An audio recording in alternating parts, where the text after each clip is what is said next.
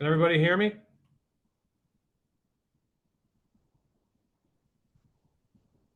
Howdy, Tom. We can hear you. We're good to go. All right, very good. Let me share my screen and get things ready to go here. All right. Well, thank you very much. Sorry for the technical difficulties, everybody. Hopefully, you can see my screen, and I'll start the slideshow. And typically we'd be together. Unfortunately, I'm down in Boston, Massachusetts tonight. I do have some work down here, so very glad you all could be here. Typically, in our sales presentation, we'd have you talk a little bit about your businesses. So hopefully, in the question and answers, when we get to that at the end, you guys can, before you ask a question, maybe talk a little bit about your business, so we can get some context on how to help answer you. So first off, I do these SCORE webinars every quarter.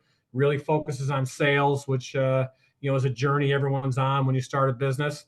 But we want to thank Machias Savings Bank. So they sponsor this. As you know, SCORE's part of the U.S. Small Business Administration. That's who we're powered by, and we want to thank Machias Savings Bank for the supporting and really sponsoring this webinar.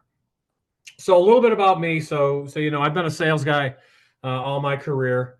I started way back when. Most of it's been in the athletic footwear and apparel industries, but I became an outsourced VP of sales after almost 35 years of sales management experience and just being in sales. Decided that it was, I think I'd like to take my my opportunity at the end of my career to be an outsourced VP of sales.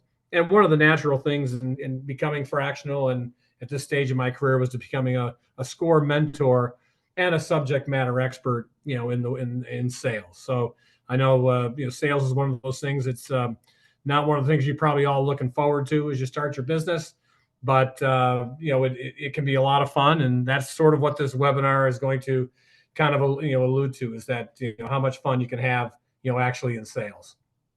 So how many of you out there actually, when you think about sales, this is what you think of, right? How's someone going to try to slide you into a new Chevy Impala today? Can I get you driving home in this beauty today? And I just want to be the first to say that is not what sales is. And if that's your perception, take a deep breath and kind of wipe that perception today, because sales is a lot more than that. So, but sales can be scary, and that's your used car sales guy. I think we all had a sport coat like that back in the 80s. But here is what sales is. The best salesperson you're going to have for your businesses is your biggest believer. And that biggest believer most likely is you. So align yourself to the fact that you're going to be, a salesperson. The second is SW, SW, SW. Some will, some won't. So what? That is the mantra in sales. And you're going to get some no's. So they say in baseball, if you get a hit 3 times for every 10 at bat, you could be a baseball Hall of Famer. Well, think of that in sales, relate that to sales, but also that means 7 times you're getting out or striking out. It's very similar in sales. Most of the sales, teams I work with, their close rates are anywhere from 15 to 30%. So you know what? If it's 15 to 30%, that means 70 to 85 people are basically saying no to you. So what we need to do in practice as you start your business is get enough no to get enough yes. So it's just saying, all right, people aren't saying no because they don't like you. People are saying no because, maybe it's not the right time. Maybe it's not the right fit. Maybe it's not the mood they're in. There's all kinds of reasons, but that persistence and staying at it, getting enough no to get enough yes. So I'm going to show a video. I think I'm going to escape, and hopefully everyone can see this video. Hopefully everyone's heard of the brand Spanx. So it was started by a woman named. Am I still on the webinar? I hope I might. It was started by a woman named Sarah Blakely. And when she started the webinar, or she started the brand, she basically, I'm going to show the video here. She, this is the screen I'm going to share. Let's see, go back to the Zoom. And if you have a question, just raise your hand so I can see it. Just share this video.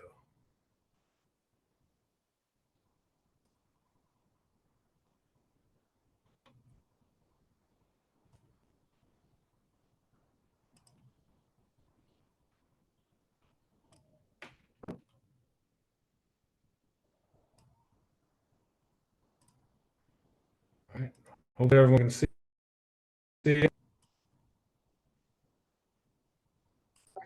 First account. And two things about that are just something that I reflect back on. One is everybody in the industry after I landed Neiman's came up to me and said, how in the world did you land Neiman Marcus? And I would look at them and I'd say, I called them. What do you do?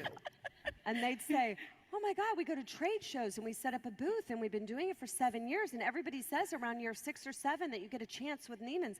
I didn't even know there were trade shows.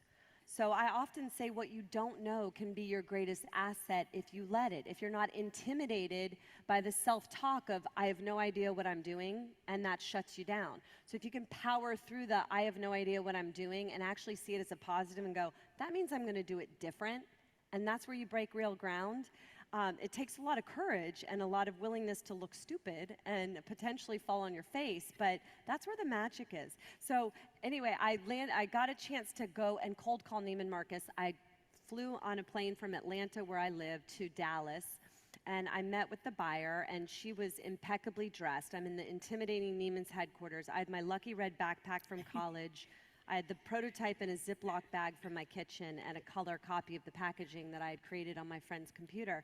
And halfway through my pitch, I was telling her what it is, and I could tell I was losing her. You know, after 7 years of cold calling and trying to sell things to people, you get really good at reading nonverbals. And I always say nonverbals tell you way more than the verbal. You know, when people sit there and shake their head and say, I love it, and I'll call you tomorrow, you're like, oh my God, Mayday. You know, that's when you pull the chute and say, I've got to like try everything. And so she was kind of doing that. She was like, okay, thanks. And I just stopped and said, you know what, Diane, will you come to the bathroom with me? And she literally was like, excuse me? I'm like, I know it's a little weird, but can you just follow me to the bathroom and I'm going to actually show you what my product can do. I'm going to go in the stall. And she was like, oh, okay. And she walked down the hall and I went in the stall and I put it on under my white pants and I came out. So I showed her before and then I showed her with the product on and she just sat there and she goes, I get it. It's brilliant. And I'm going to try it in 7 stores. And I was like, that deserves a round of applause. I love that story.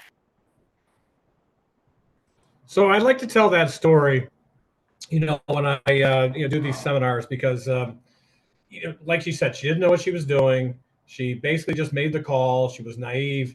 And all of you, no matter where you are in your startup journey, you probably can associate with where, where Sarah is. And now, obviously, they're a multi-billion-dollar company, highly successful. So I like to show that because, you know, Sarah was where a lot of you were a number of years ago. And, you know, here, and this is how she's doing. So I think that's just a good context and something that I think we all can learn from. So I'm gonna go back to sharing screen. Let's see if I can. There it is. Getting a little better at this technical stuff here. So hopefully you can see the screen here in a second. It's going to go back to PowerPoint. There we go. Yep. So basically what Sarah was really good at is figuring out your why. And I don't know if many of you are familiar with the, the speaker Simon Sinek, but this is, kind of how Simon Sinek looks at things. It's the golden circle. It's why you do what you do. What's the purpose of what you're embarking on? How do you do what you do? And then what do you do? And I'm here to say, I've been in sales a number of years. Customers buy why you do what you do. They give you a purchase order or money for what you make. So one of the big exercises, and I know your SCORE mentors are probably working through it. If you're in any, working in sort of any other mentoring program, really figuring out your unique value proposition, your UVPs, because your UVPs helps you define your why. And when you define your why, that creates your unique value proposition. And you're probably sitting there saying, people have been telling me that, Tom, how does it relate to sales? Well, it does relate very well into a sales presentation. Most sales presentations that I sit through, people want to know, why you're there in front of them, why you're doing what you're doing. Why have you created this product or why have you created this service? And when they hear the why, then they'll want to know, what the price is. But if you can frame your sales presentations to talk about your why, talk about your service or your product and how it differentiates from other products, and then get to the value prop, the value, the price, that should be the third thing. So One of the things we'll be coaching through and how to get more business now is trying to avoid that first assessment. What's your price? Before I get to my price, let me talk about my why and my how, and then I can tell you my price. And so it's probably the hardest thing all of you will be going through in your sales journeys, because buyers don't have time, and they're quickly going to say, hey, listen, here's what I have. I'd love to get a meeting with you. Well, just send me your price list. And I'm here to say the last thing you really want to do is send a price list before you've been able to explain your why and your how, because then you're just any other thing that's out there, and all the work you're doing to build these businesses or service organizations gets lost when you get right to price. So it's hard. That's one of the things you're going to have to learn. And a lot of the clients I work with and the people I work with, it's key. So what I hope you're doing as you go through this, think as we go through the presentation as to what your whys are, so that you can talk about them and start preparing yourself in a sales presentation. And then once you've figured out your why, then what you want to do is start figuring out and finding out who your ideal customer is and sharing why you do what you do. So there's the customer journey you're going to be on. I mean, we all want to, earn, gain revenue, make money, but the ideal customer is someone that, basically is the one that shares your purpose, understands your why, and is willing to give you money because of that shared purpose. So this is an exercise that I do anytime I'm, working with a SCORE client. I'll ask them, who's your ideal client?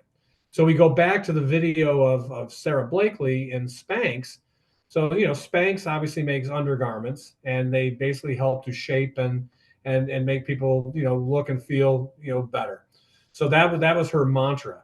So she chose Neiman Marcus for a reason. Spanx were, $75 to $80 at the time. That was a very expensive proposition. Perhaps they've gotten less expensive. I haven't really shopped the market, but at that point in time, because she was new, they were very expensive. So Neiman Marcus, as a retailer, sells $1,200 to $3,000 slacks and dresses. So that customer knew that what's $80 to look better when you're spending $3,000. So for all your services, and a lot of people in the food product industry, you start thinking Hannaford. Well, you know what? They might not be the ideal customer because you've got to work your way there. So what are the independent grocers? What are the local shops? What are some of the shops that start to help you learn, start to really embrace your company and your brand and your idea, and then help you scale to a point where you're ready for a Hannaford. Or if you're in the retail business doing, if you're selling a footwear or apparel, you start with independent shops before you start and talk to Macy's. So that's the thing. So early on, figuring out who your ideal customer is and sharing why you do what you do. And when you start thinking about your customer, I really like to go deep here. You really want to start thinking about building customer personas. You want to start thinking about customer identification, qualification, segmentation. Some of you might have, listen, Tom, I've got the products I could sell in these categories. I could sell to healthcare, I could sell to veterinary, and I could sell retail. You want to look at that segmentation and start segmenting those categories, because each customer is going to be different. So start thinking about customer identification, qualification, and segmentation. The key then is really meeting the customer where they're at. And I call that empathy, not going to their location. But empathy, and someone who trains a lot of sales team, works with sales teams, I will tell you that right now in the sales world, empathy is the most important trait or attribute I look for in hiring salespeople, because you want people that understand what the customer is going through. You want individuals that can walk the walk of their customers, so they're solving the problems at hand. So this is very important. So, I think, as I, look to, to help you, thinking about your ideal customers, where are they at? What are their problems? And what I do, how does that solve their problems? So you've all probably worked hard to create your service. Now I know why I'm doing this.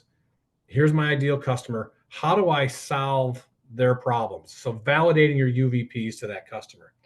And I hate to say this, and you probably, if you've been on a sales call, Your customer is basically saying, so what, who cares, what is in it for me, even if they're not saying it. So as you start to introduce yourself, be mindful that this is the journey you're going to go on with your customers.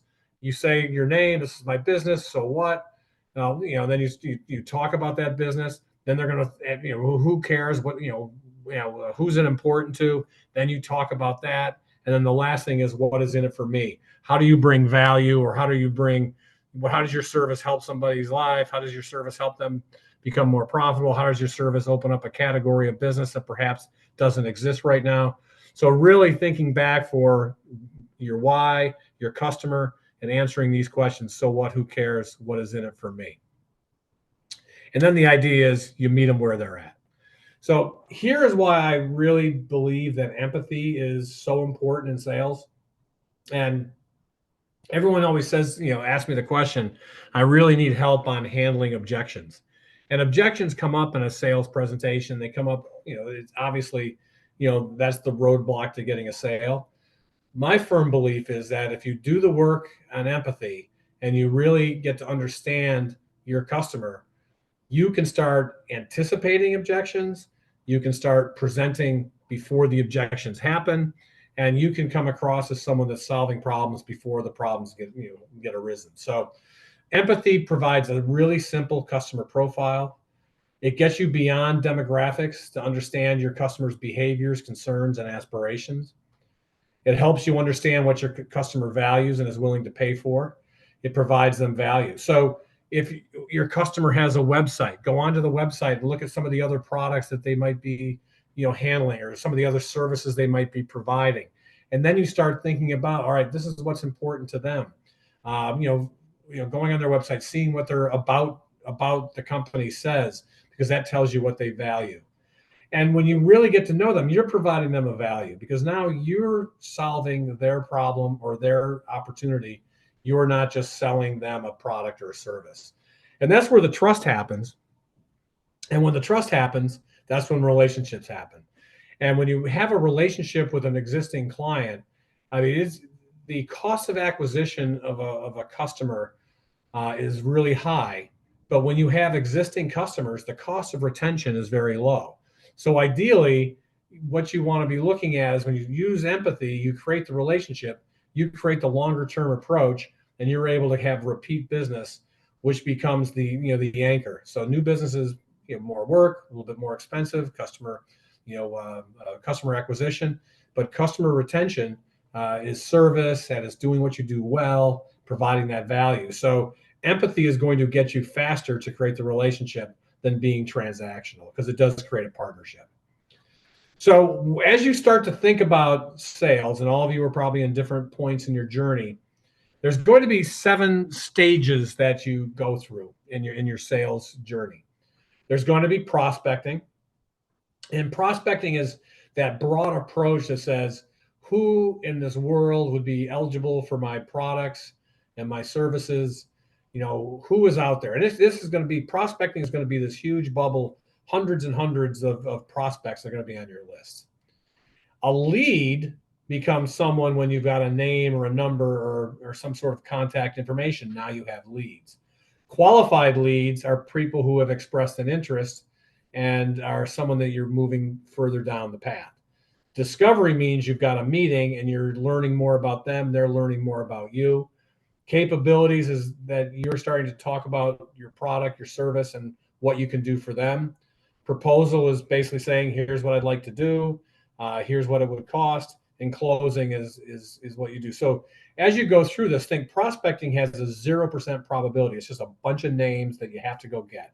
Leads start to get to maybe 10%. You've got good information. So maybe there's a 10% chance you're going to close that. Qualified starts getting up to 25%. And then, subsequently closing becomes, that's your 100. So when you think about it, when I talked earlier, get enough no's to get enough yes, you need a really strong prospecting and lead portfolio so that you can start working your way down through the channels. So as I go through it, I would say in sales, the most important stage of a sales process is when you have a qualified lead, conducting the discovery meeting. I say it's the most critical, because that's a meeting that's about the person you're talking to. You're learning more about them as people. You're learning more about their business. You're looking more about their, their problems. You're going to ask a lot of questions. You're going to find their need. You're going to find their pain. So that's why I said earlier, everyone's worried about handling objections. I firmly believe that if you do a good, deep discovery, go in with good questions, get to understand and show empathy to your potential customer, you unveil objections before you're into that stage where you have to close and ask for an order. So I think qualified leads is a really, really critical stage. And this also tells you, do they have a need or use for your product? You all, I'm sure, many of you are doing this on top of other things. The last thing you want to do is come out of a discovery meeting and be chasing someone that really doesn't have a need or use for your product. So this helps you really identify that. It helps you gain information as to who the decision makers are, who's going to make the decision to utilize your product or service. It allows you to realize, do they buy or sell the same products, and do they meet your price value relationship? And then it helps you determine if a sale is possible. And then from there, after discovery, you start managing your sales probability to get close to that close ratio that you all want to get to. So looking at it in that broad funnel, prospects, if you look at a funnel, prospects are going to be your big top of the funnel. There's going to be a lot of them.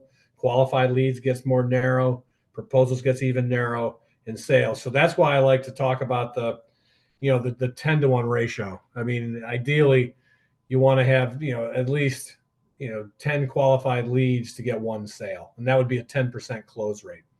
So, and basically that tells me you'd want 100 prospects to get 10 qualified leads to get one sale. And not everybody's going to have that, but that's sort of the ratio I think of, is just be prepared to need a lot of prospects to get to where you need. And here's a formula. So, I get this question a lot. How do you qualify a lead? And as you go through and you're discussing with your potential customers, I look at and it's called BANT, and it's a acronym. But BANT simply means budget, authority, need, timeline. So the questions you want to be learning when you're talking to a customer in a sales process is, do they have the budget? And if your service costs $50 a week, and they're telling you that they're shoestringing and can barely make payroll, then I'd be questioning, do they have the budget to afford the service? Authority, are you talking to the right person? And this can be a tough question, but this is part of your discovery. And a question I don't like to ask somebody, hey, are you the person that's going to make the decision? Typically, I like to ask, hey, it's nice to see you, Kate. Let's talk a little bit about your buying process. Who else is involved in this process of taking on my product or service?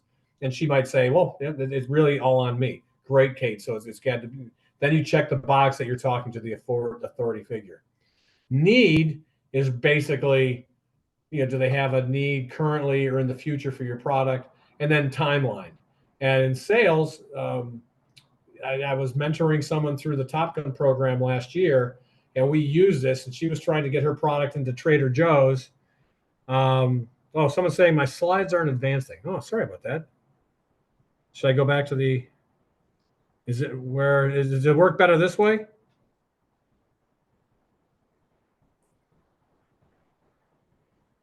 Okay, great. I'll just stay. I won't go into the slideshow. I'll stay here. So did everyone, we'll go back. So we're in budget, authority, need, timeline. Budget, do they have the resources to pay? Authority, are you talking to the right person? Need, have you identified their pain and discovery? Timeline, when do they need it? These are the questions you want to be asking. And then comes the sales call. So in the sales call, you want to be prepared. You want to know your customer. You want to know their need. You want to know your unique value proposition and how they help the customer. You want to have an agenda and a flow for the meeting. You want to know your ask, and you want to follow up and do what you say you will do. Sales 101. The biggest believer is your best salesperson. Find your ideal customer and also know who's not your ideal customer. Let's not waste your valuable time talking to someone who has no real need or a problem that you solve.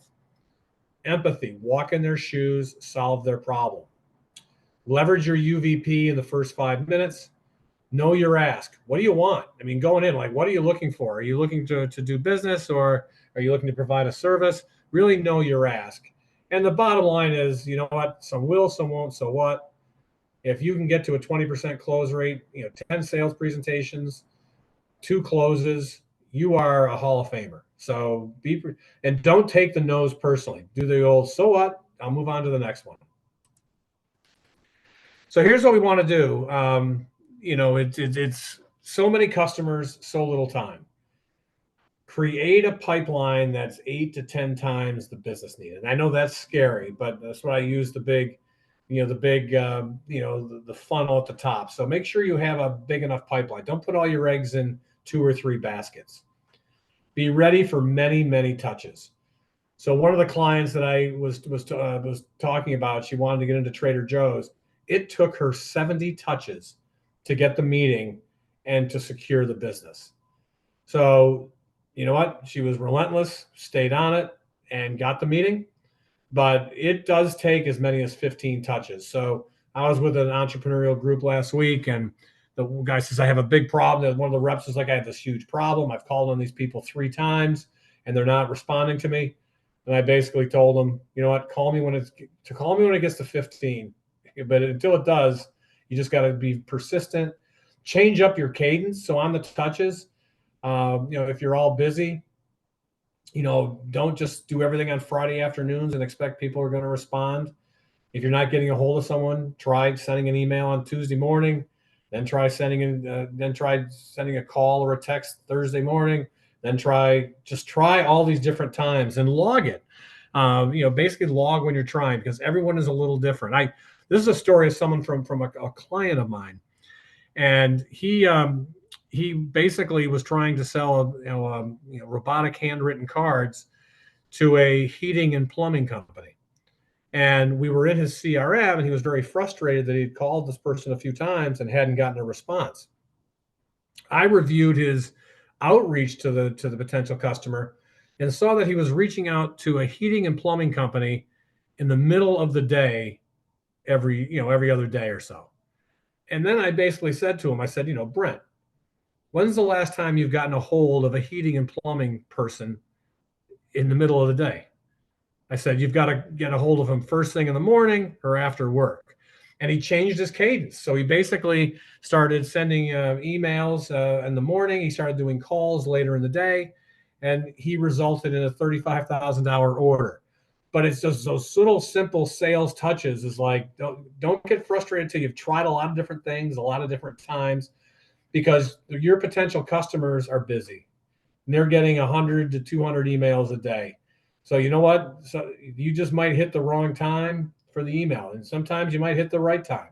In this case, Brent got to the person at 7 in the morning, and the guy's like, oh man, I've got to do this. And here they are. They've got a nice little business relationship now. So the touches is really, really critical. Also, know your ideal customer profile. So that's going back to, really spending time on who's the right person. Back to that why, how, what, who answers those questions for you, and really, really, focus on that. And also know your non-ideal customer profile. It's okay to say no to somebody if they're not a good fit. I'm working with a client today in Dick's Sporting Goods, as big as they are, but we got back to them this afternoon and just said no. It's not the time for us to do business with them. So you can do that, but we went through all here's our purpose, here's what we're trying to do. It's not the right time to do that. So it can be done. You want to make sure that if you have multiple channels of business, that you categorize and look at them differently. And, you might have one product, but it's everyone operates a little different. And really, no 2 customers are alike. And we're gonna have a lot of time for questions. I'm gonna stop sharing, and then we're gonna have a lot of times for back and forth. So, here's something. Before you have a meeting, do the research on who is in the meeting. So there's LinkedIn. You can stalk people on Facebook. There's all kinds of ways to learning a little bit about the person you're going to meet with. And there's nothing better than to come in with a little bit of knowledge, like, even, oh, I saw you went to that school. I went to that school as well. And it's something that it's worked. And this information is public knowledge. It's not like you're, finding things out or find out where maybe they worked before. You're going to find, it's like that Kevin Bacon 7 degrees of separation. You're going to find that there's a lot of a lot of commonality you have with people. So do the research to find those common points and make it less cold. Always be discovering and learning. Learn from your customers. Set clear expectations for the meeting. So know what you're asking for, and know your ask. And if this is something that it's a sales call. People expect to be sold. So if you've made an appointment and you're trying to sell a product or service, people are expecting you to sell. So make sure that you're proposing and you're in that mode that you're going to ask for something. And again, it's okay to ask for the order. This is a sales call. Some tips on a confident sales communication. Don't do the don'ts. Don't wing it. Don't wait for customers. Don't dive right into business. Don't talk about, whatever you do, don't talk about the 2024 election. That's fear and scary. Don't talk in jargon. Don't be dismissive or condescending. You want to have bullet points to highlight your key talking points. You want to be proactive in your research. You want to inquire about your customer. You want to ask about their feelings. You want to be clear. Clarity is really important. Clarity on your service, clarity on your why. Be reassuring and confident, and then be focused and attentive. So that's basically the slides I have. And if we were live, this usually is where the time is. I'm hoping there's questions. I'm going to stop sharing so we can all see each other and go from there. So there's a Q&A. There's a question in the chat already. So feel free to put it there. Are there any research tools that you would recommend in order to help create the customer persona? Know their buying behavior, income level, etc. I'm going to answer that live. Thank you. I do this quite a bit, and I'm going to give you an example of one that I've used. Work with a roofing company up in Rockland, Maine, and we built 9 personas. And really, we just thought about people in your neighborhood. One was a widow whose husband recently passed away. That's how deep we get. We actually painted the picture of Hazel. She was a widow. Husband recently passed away. She's now making big decisions. Her kids live away. We got that detailed so that when Roy, the salesman, actually made a call on Hazel, he was so prepared that he asked questions. He learned. He saw the pictures. He knew. He kind of, we saw the pictures. He assumed maybe the grandchildren were far away. Basically, he didn't even have to write a proposal. He got the yes before he even got to that. So I would, sometimes you use celebrity personas. You create the Emma Stone versus the Taylor Swift, and then you think about them as regular people.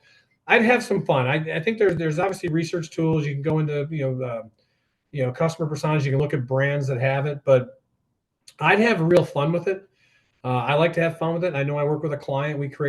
I have one customer persona is called Boozy Brunch, and it's the type of people that would go to brunch. A bunch of college friends that go to brunch on a Sunday and have the mimosa flights. So that's how detailed I get on customer personas. But it really does help you to answer that. So I've seen there's some things. I don't know if there's questions in the chat. Okay, most of it's about the PowerPoint, so hopefully that's everyone saw that. Any other questions? You can put them in the chat or put them in the Q&A. Oh, question, and I'll read it here.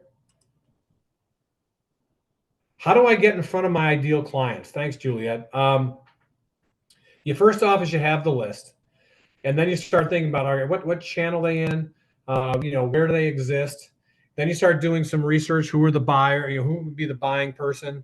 There's networking events. I do a lot of that. I do a lot of networking events to try to get to get in front of people. So it's really doing here's my ideal clients. Here's where they are at, and then it could be networking events. It could be trade shows. You might find that your ideal clients are all going to the Made in Maine show this weekend at the I think it's in Portland somewhere. So so I think that's that. I look at where they're going to be at. In some cases, you might just pop in. I mean, that's still, if there are operations that are open to the public, you pop in and inquire and meet some people, ask some questions. It's really making yourself available, Julia. You want to be, so whatever venue. So I don't know what product category you're in, But if you're, making products, there's the Maker's Mark in Portland. There's all sorts of venues that you can get to. There's, vehicles. So depending on the category you're in, but really researching, where your clients go, what do they do, and trying to get yourself in front of them, build your network. I think one thing that, is so important, and I think that SCORE is so great at, is building your network, having people that can refer you. There's the old, I got a person, you want to be that I got a person. So, leveraging your SCORE mentor, joining organizations, trying to build that network so that you get those referrals. The 81% of referral sales turn to closes. So building a referral network, so joining maybe a networking group like a BNI. So depending on your product, look for that sphere, that circle of influence that'll help you get in front of those clients. And you'll find in many cases that works. But it's a journey, Juliet. You really have to explore along the way. So there's a question. Oh, this is Juliet again. So okay, I didn't read the. You want to start working with higher paying clients, corporations in the Boston area. Do I cold call, reach out? So I would say you're a videographer. I would start, the high paying clients, most of them use marketing agencies. So your ideal client might be the state of Massachusetts. They are subcontracting. One of my clients is an agency called Proverb, and they're based in Boston. And they get a program to redo someone's websites. So I'd really think a little bit, Juliet, about who your ideal customer is.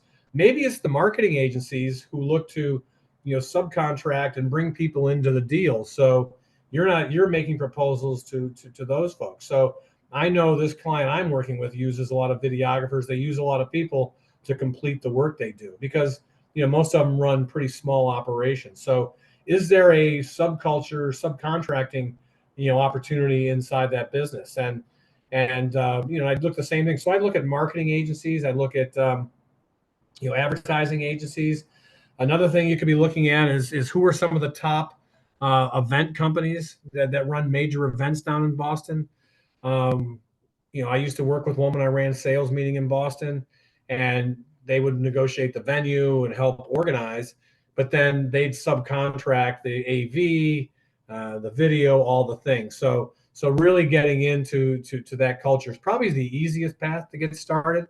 So I don't know if I'd run ads or I'd create a target list of, the top marketing agencies in Boston and start doing some, first off, if you're a videographer, maybe doing some LinkedIn. It's, there's some opportunity there. Okay. So if you're taking clients, so I think then you're going to have to, first I'd build a network though still. So, I think it's, so you want to, okay. So Juliet's question is, how do I reach out to marketing people who work within companies? So here's what I do. So Juliet, you've got target companies. So who would be using video? Probably people in the travel space and the convention space. And so what I would do is I'd get those targeted organizations and I would sign up for LinkedIn Sales Navigator. It's $80 a month, but it'll allow you to do advanced searches. And whoever your mentor is at SCORE, I've done a lot of LinkedIn Sales Navigator mentoring sessions with the SCORE mentors, because I show you, so you can start figuring out who those people are, getting your list. And from that, then saying, all right, who am I connected? How am I connected to these people? And then start building a target list of outreach to those marketing folks. So what is the best way? So hopefully that answers your question, Juliet. But I would ask your SCORE mentor to schedule a LinkedIn Sales Navigator session with me. And it's about a half hour, but I can show you how to create some leads. All right. And here's a question. What is the best way to approach a client with a discovery call if they are hesitant about the price of the service? That's a great question. It's if they already know the price and you're already going in with a negative on the price, what you have to shift in the discovery is to the size of the problem and to the scope of the problem, because everyone thinks that what's the value of that problem. So I would say in this case, if they already say your price is too high, start asking questions about, what is the problem they have? You're already using a service like this. How do I figure out the problem? Are you really solving this problem? Have you thought about it this way? Is the solution you're using now comprehensive enough? Or are you just spackling a situation? In that discovery, you've got to try to move it off of price into a deeper discovery of how the scope of the problem. And back to the some will, some won't. It might not be that big a problem for them, and they're getting it cheaply, and that might not be your ideal customer. But in many cases, I think what you're going to find is the service that perhaps are getting. They're basically solving the surface of the issue, and discovery gets you deeper to say, all right, I understand the service you have now. Sounds like it's a great service for you at this moment, but have you thought about these potential problems, these potential issues? Have you thought about a service that can actually do more than what the service is providing now? And in discovery, you're trying to get more towards a partnership than a transactional relationship. So price is a transaction. So the discovery allows you to go deeper. But back to some will, some won't. 70% of them might just say, the price is the price. Then what you're going to have to do is continue to show your value, show up, keep the touch to that person, because at some point the problem may get greater. That's the one thing I always say to people: never, no, a no is not never. A no is not at this time. So what you're doing might provide more value later, or you might see that their need is different. So staying in touch with clients who say no, I always say that's the lowest hanging fruit. You've already had a discovery meeting. You already know what the problem is. They've said no. So it's that repetition. Never give up. So, all right. So Sano asked if a customer expressed interest in doing business with you because you have the solution to their problem, but they're taking in time saying that they're very busy. Do you think they're serious about doing business with you? Sano, I would say, yeah. If they think you have the solution to their problem, I'm an outsourced VP of sales. I just signed a client that took me 6 years. So I was a solution that they thought was good, but it took me 6 years. So that's the journey you take in sales is they're too busy. People are busy. So just like I talked the story about the handwritten card guy that got to the heating and plumbing person at 7 a.m. So let's figure out what their lives are like. What are they doing? One of the things about customer personas, and this works, and I talk about a sales organization that I work with here in Maine. The sales team was all, relatively older gentlemen. They struggled selling to highly successful, highly driven women in their late 30s, early 40s. They just didn't have the empathy to realize what they were going through. They didn't, their generation. I mean, so we had to create personas, and we had to practice, and they ended up signing a client who was that persona because they met that person where they're at. So I'd say for you, Sano, they're serious about doing business with you. You've got to figure out a way to meet them where they're at on their timeline. So try varying your the only time you can follow up with customers is at night because you have a day job. Look at your email server. Most of them have the option of scheduling emails for different delivery. And this is something I do with salespeople all the time. It's like, if your only time to sit in front of a computer and write emails is Friday afternoon, schedule those emails to get delivered on Tuesday morning, because nobody's reading emails on Friday night. So you've got to, just and keep track of it. Like this person says they're busy, and I keep calling them every week. Well, let's try a different cadence. Let's try a text. If we have their phone number, maybe a text. Vary your forms of communication too. With reps, I always do email, call, voicemail, text, and then we'll go backwards. Text again, email. So vary your forms of how you're getting in touch with people.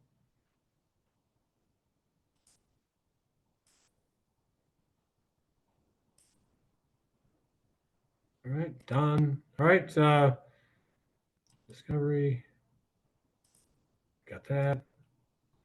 Any other questions?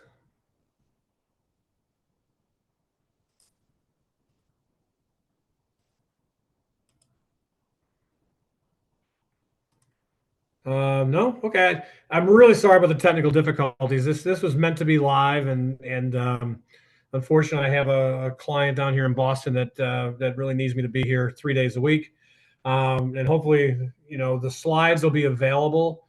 But I'm hoping the conversation. I'm an old school salesperson. It's not so much about the slides; it's about it's about the conversation. So if I can just leave you with sales can be a lot of fun, but you're going to get a lot of no's to get yes.